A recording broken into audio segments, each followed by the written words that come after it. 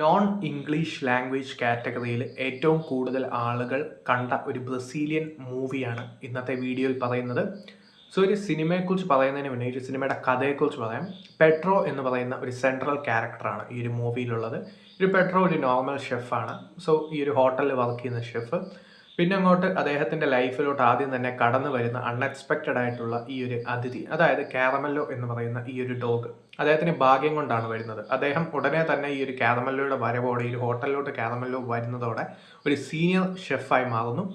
So അങ്ങനെ അത് കഴിഞ്ഞ് ഭാഗ്യം കൊണ്ട് വരുന്ന ഈ ഒരു ഡോഗിനെ അദ്ദേഹം അഡോപ്റ്റ് ചെയ്യുന്നു. പിന്നെ അങ്ങോട്ട് നടക്കുന്ന കുറേ സംഭവങ്ങളാണ്. അതിൻ്റെ കൂടെ തന്നെ അദ്ദേഹത്തിൻ്റെ ഒരു നിർഭാഗ്യവും കടന്നു വരുന്നു. അതെന്താണെന്ന് ചോദിച്ചാൽ അദ്ദേഹത്തിന് വളരെ കുറച്ച് ദിവസങ്ങളെ ബാക്കിയുള്ളൂ എന്നറിയുന്നതാണ്.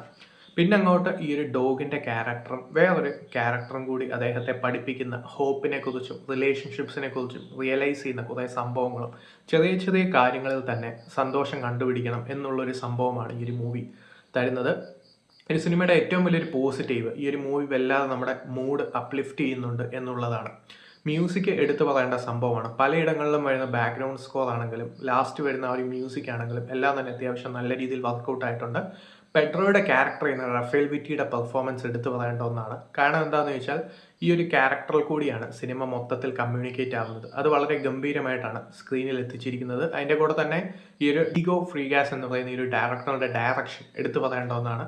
കാരണം ആ ഒരു ഓഡിയൻസിന് ആ ഒരു ഇമോഷണൽ കണക്ഷൻ ഫീൽ ചെയ്യുന്നുണ്ട്. കാരണം അൺകണ്ടീഷണൽ ലവിനെ കുറിച്ചാണ് ഈ ഒരു സിനിമ പറയുന്നത്. അതായത് ഇപ്പോൾ നമുക്ക് അൺകണ്ടീഷണൽ ലവ് കിട്ടുന്നത് ഈ ഒരു അച്ഛൻ്റെ അമ്മയുടെ അടുത്തു നിന്നായിരിക്കും. ഒന്നും എക്സ്പെക്റ്റ് ചെയ്യാതെ ഒരു സ്നേഹം കിട്ടുന്നത്. സോ ഒരു കാറ്റഗറിയിൽ വരുന്നത് നമ്മളുടെ ചൈൽഡ്ഹുഡ് തൊട്ട് നമ്മൾ വളർത്തുന്ന ആ ഒരു പെറ്റ്സാണ്. പെറ്റ്സൊക്കെ ഉള്ളവർക്ക് കൂടുതലായി റിലേറ്റ് ചെയ്യാൻ പറ്റും. സോ വേറൊന്നും എക്സ്പെക്റ്റ് ചെയ്യാതെ ഒരു കണ്ടീഷൻ ഇല്ലാതെ നമ്മളെ സ്നേഹിക്കുന്ന ഒരു കാറ്റഗറിയാണ് ഈ ഒരു പെറ്റ്സ് എന്ന് പറയുന്നത്. അതിപ്പോൾ എന്ത് പെറ്റ്സ് ആണെങ്കിലും, അതിപ്പോൾ ക്യാറ്റ് ആണെങ്കിലും ഡോഗ് ആണെങ്കിലും അങ്ങനെ പല റാബിറ്റ് ആണെങ്കിലും അങ്ങനെ പല പല കാറ്റഗറീസിലുള്ള പെറ്റ്സ് ആണെങ്കിലും അങ്ങനെ തന്നെയാണ് നമുക്ക് ഫീൽ ചെയ്യുന്നത്. സോ അതിനെക്കുറിച്ചാണ് ഈ ഒരു ഹോപ്പിനെക്കുറിച്ചും ആ ഒരു അൺകണ്ടീഷണൽ ആയിട്ടുള്ള ലവിനെക്കുറിച്ചും അതെങ്ങനെയാണ് ഹ്യൂമൻസിൻ്റെ ആ ഒരു മോട്ടിവേഷനായി മാറുന്നത് എന്നുള്ളൊരു സംഭവമാണ് ഈ ഒരു മൂവി ഡീൽ ചെയ്യുന്നത്. സോ താല്പര്യമുള്ളവർ തീർച്ചയായിട്ടും കണ്ടു നോക്കേണ്ട ഒരു മൂവിയാണ് ഈ ഒരു കാരമല്ലോ എന്ന് പറയുന്ന നെറ്റ്ഫ്ലിക്സിൽ സ്ട്രീമിംഗ് അവൈലബിൾ ആയിട്ടുള്ള ഈ ഒരു മൂവി. ഒരു ബ്രസീലിയൻ മൂവിയാണ്. കണ്ടിട്ട് നിങ്ങളുടെ അഭിപ്രായം പറയുക.